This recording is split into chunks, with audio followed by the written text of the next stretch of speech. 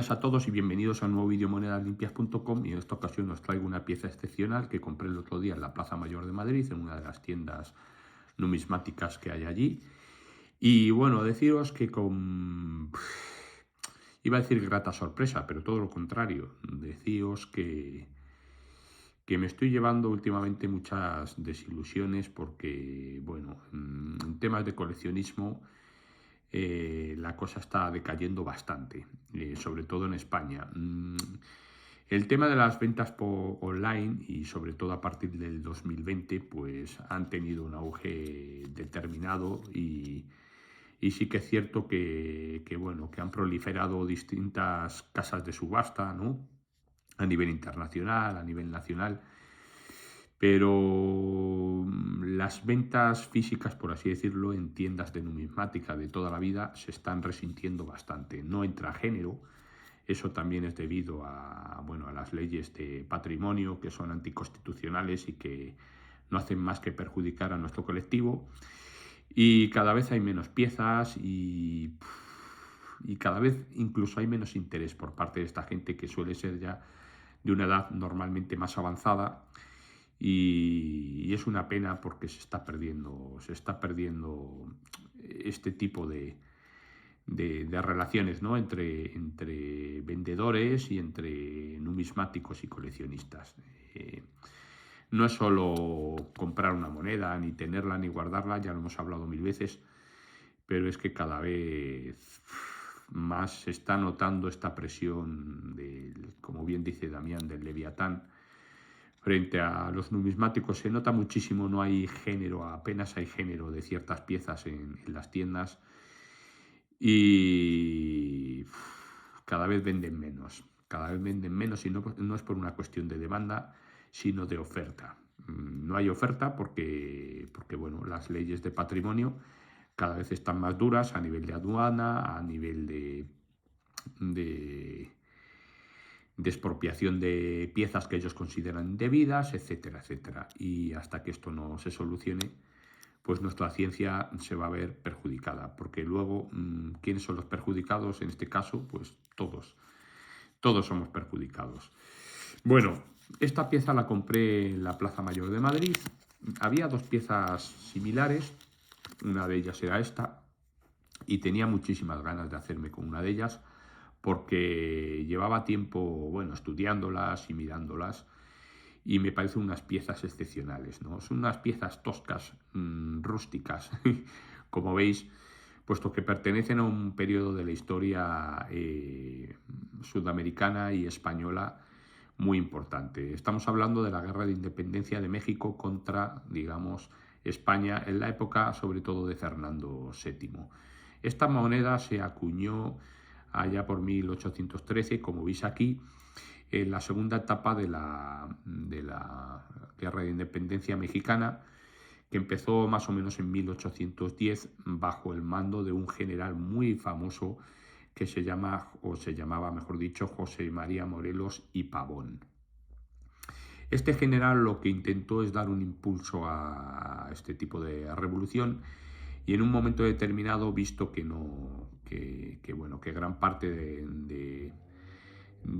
no solo de las monedas, sino de las fuentes donde salían estas piezas, de la materia prima, estaban custodiadas, digamos, por los realistas, ¿no? Por el ejército de Fernando VII.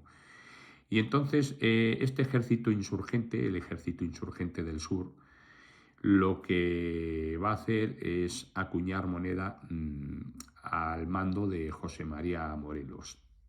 De ahí que surjan esta serie de piezas.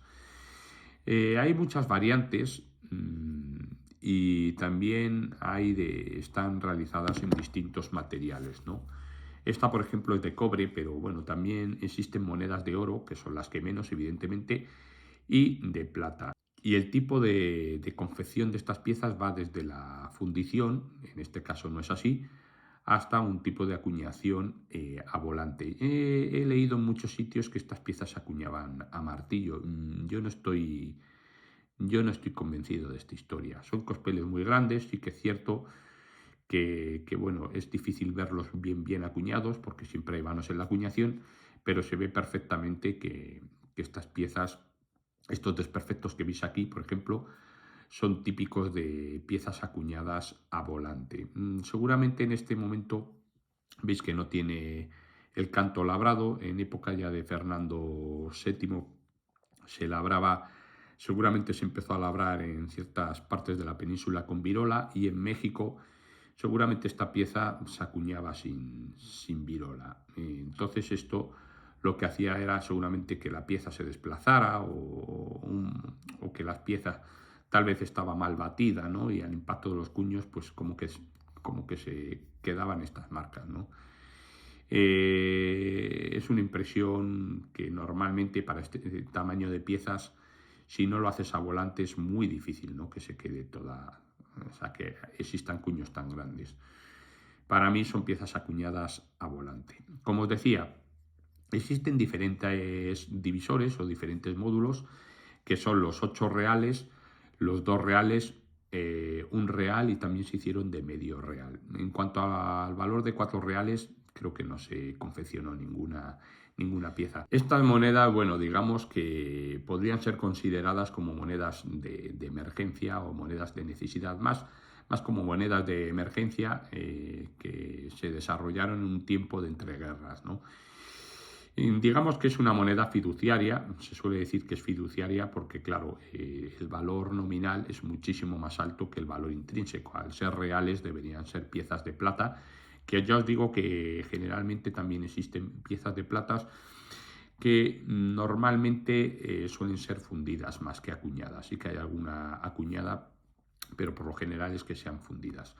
¿Por qué? Bueno, digamos que estas piezas servían como de pagarés, ¿no? El propio Morelos prometió que después de la liberación de México, ¿no? De la independencia de México contra los españoles, a favor de los mexicanos, pues que si ganaban las revueltas, que al final estas piezas se cambiarían por moneda con un valor intrínseco adecuado, es decir, o bien moneda de plata o incluso moneda de oro si tenías muchas piezas de estas. ¿Qué ocurre? Que Morelos, pues nada, es fusilado el 22 de diciembre de 1815, y no se puede llevar a tal efecto ese cometido, ¿no? Por lo tanto, son piezas que en principio nacen para satisfacer la demanda del ejército, pero y que, bueno, que tienen la promesa de que cuando se gane la revolución se van a poder cambiar por moneda intrínseca con el valor adecuado, pero esto al final no ocurre. Bien, por un lado tenemos el típico escudo de estas piezas, que es un arco apuntando con una flecha hacia arriba, aquí como dos especies de alas o florituras, y debajo Sud, que seguramente haga referencia a los ejércitos del sur, ¿no? Que era donde Morelos estaba metiendo caña, Sud. Por el otro lado, bueno, nos encontramos un canto, la tercera cara de la moneda, es un canto que está, veis que está recortado con tórculo, así que lo general, mirad, aquí tienen estas marcas y demás, y estas piezas son muy anchas, ¿no? Por lo tanto, el alabeo es casi imperceptible. Pero estas piezas yo estoy convencido que fueron acuñadas por prensa, y por lo tanto fueron recortadas con tórculo. Veis que están bastante bien recortadas, son muy concéntricas. Por el otro lado nos encontramos pues el monograma de Morelos. Por un lado aparece una M, a ver si tengo aquí el palillo, aparece, veis, la M unida a una S, y por el otro lado aparece una O que podría ser evidentemente de Morelos. En cuanto al valor de la moneda, bueno, pues veis que se distribuye por todo el campo, ¿no? Aquí, por ejemplo, tenemos un 8, aquí tenemos otro 8, la marca de 8 reales, la R de reales, y aquí otro 8, y el año 1813. Bien, es a partir de 1813, en realidad a partir de 1812, cuando estas piezas se empiezan a acuñar en Osaka. En Osaka, bueno, pues una localidad que fue reconquistada, por así decirlo, por Morelos y por el ejército ciertamente del sur, y entonces empezaron a acuñar allí moneda, y allí es cuando empezaron a acuñar sobre todo o a fundir moneda de plata, a partir de 1813. El grabador fue Luis Rodríguez Alconedo, en Osaka, que es el que se dedicó a realizar los troqueles, bueno, primero los dibujos y luego los grabados de los troqueles.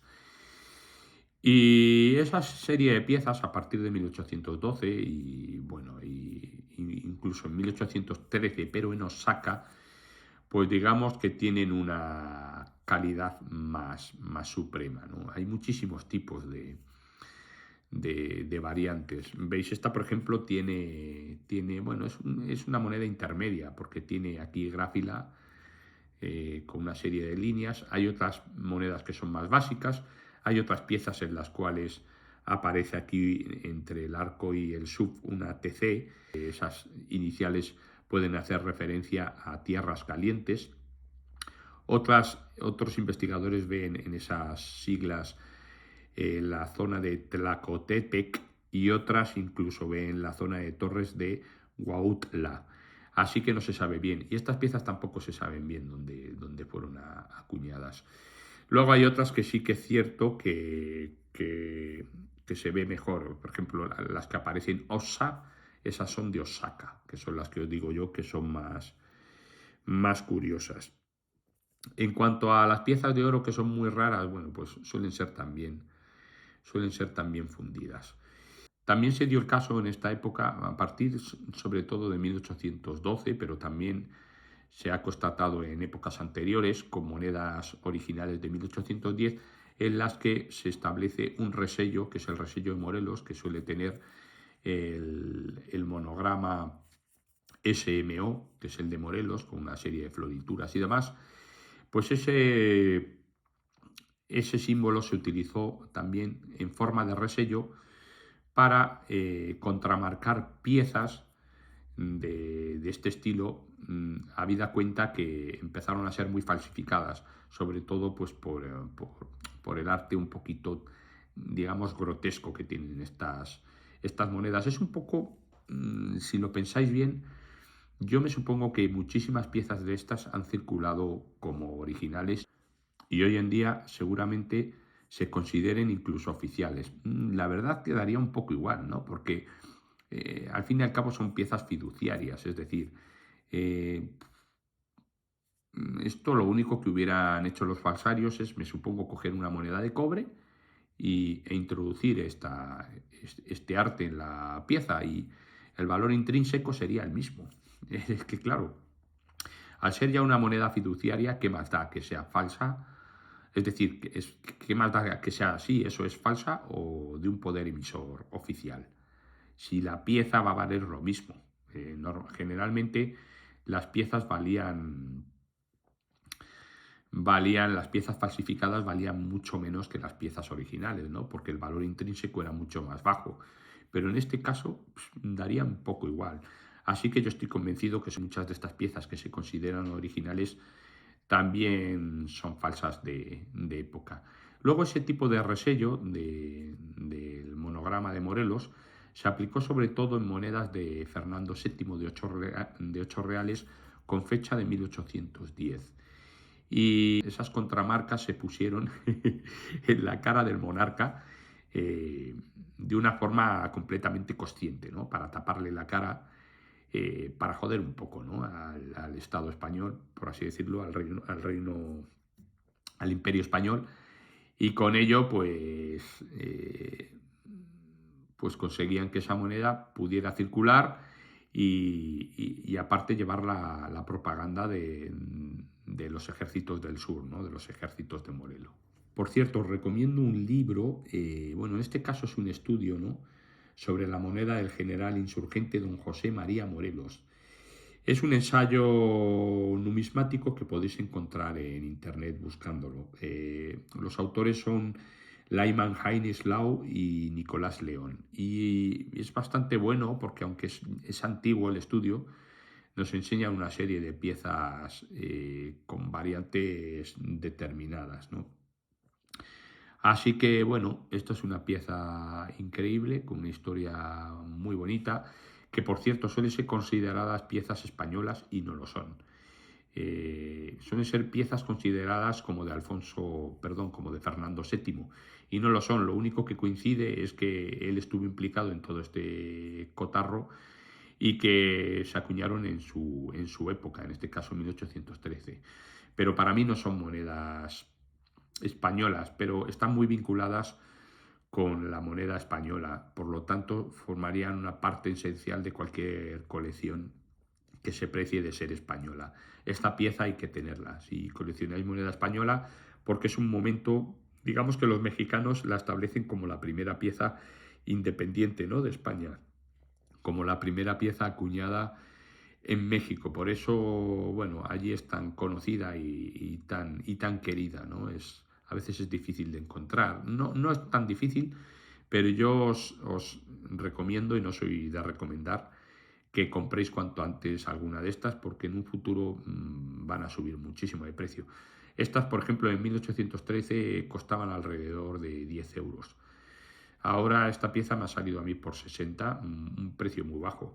Pero bueno, las hay de precios peor conservadas, las hay de precios más altos, como de 70, 80 euros, e incluso, bueno, estas piezas, dependiendo qué tipo de moneda sea, o si lleva el resello y es una moneda de plata de Fernando VII, pueden salir más por 600, 700 euros o más incluso. Ya no digo la de oro, que eso debe ser inalcanzable y debe ser muy difícil de encontrar.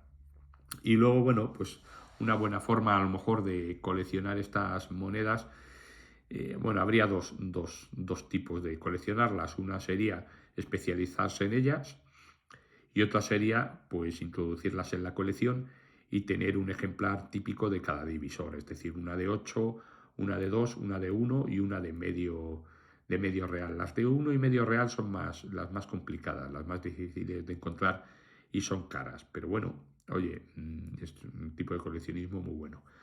Ahora le vamos a dar cera microcristalina y acabamos ya con la pieza. ¿Veis? Aquí tengo la cera. Hay gente que me ha preguntado que si la cera microcristalina protege, es decir, frena el avance del cáncer de cobre, de la enfermedad del cobre, en piezas donde se les presente este mejunje, ¿no? Y no, lo que puede hacer es preservar, es decir, sí que crea una fina película que protege la pieza de la intemperie, ¿no?, y de la atmósfera. Pero si tenemos una moneda con cáncer de cobre, lo primero que hay que hacer es tratarla. Porque el cáncer de cobre sí que es cierto que podemos pensar que reacciona con el oxígeno y demás, pero si la moneda está picada y tiene cáncer por dentro, la enfermedad sigue su proceso. Entonces hay que tratarla. ¿Cuál es la mejor forma de tratar una moneda con cáncer de cobre? Bueno, pues dependiendo qué tipo de moneda y dependiendo de qué grado de enfermedad tenga la pieza. Una vez esté limpia la pieza, cera microcristalina. Y ahí ya sí que la vamos a proteger, ¿no? Pero la estabilidad de la pieza no se consigue con cera microcristalina. Se consigue con otra serie de recursos técnicos. Bueno, ya hemos dado aquí la cera, que siempre os digo que, bueno, en la descripción la tenéis, la podéis conseguir, no sé si en Amazon, ya no me acuerdo, en cualquier sitio la podéis pillar. Con un bote así os podéis tirar años, 5 años o más, dependiendo de las piezas que tengáis, claro. Bien, fijaos qué pieza tan bonita. Estas piezas, cuando las veis así, perdonad que estoy un poco constipado, con estas marcas, no es producto digamos, de que la pieza haya sido dañada posteriormente. Esto ha sido producto en el momento de la acuñación. Por eso no os asustéis, porque generalmente aparecen de esta guisa. Aunque sí que es cierto que hay otras monedas mejor conservadas, se pagan más alto, claro. A lo mejor si os merece la pena si os especializáis en estas piezas. Hay tantas monedas. Hay gente que se cansa de la numismática. ¿Cómo te puedes cansar de la numismática habiendo tanta pieza y sobre todo consiguiendo tanta información sobre estas monedas, aprendiendo tanto de historia? Por cierto, tenemos un nuevo miembro, Antonio, que es de Canarias, creo que es. Perdóname, Antonio, porque acabo de recibir la membresía y ahora mismo no me acuerdo de tu apellido, pero bueno, gracias, Antonio. Vamos a poder estar un mes más sin anuncios. Así que vamos a tirarnos 2 mesecitos sin anuncios, gracias a los 2 últimos suscriptores. Así que bueno, es de agradecer que con estos nuevos miembros, pues el canal se vea beneficiado en todos los sentidos. Y los otros 4 miembros, los otros 3 miembros que tengo, que son Alex Marrase, Juan José López y Marga de Mates Confinadas. Bueno, pues tenemos aquí, fijaos cómo ha cambiado la pieza. Ahora, bueno, con luz se ve muy brillante, pero en mano no se ve tan brillante. En mano se ve muy bien, muchísimo mejor que cuando no tenía la cera. ¿Veis? ¿Qué queréis? Mirad, es que esto lo digo siempre, mirad. Y luego nunca lo hago. Mirad, cera microcristalina. ¿Veis? De aquí a aquí. Mirad. De aquí a aquí. Ahora la dejamos aquí un momento.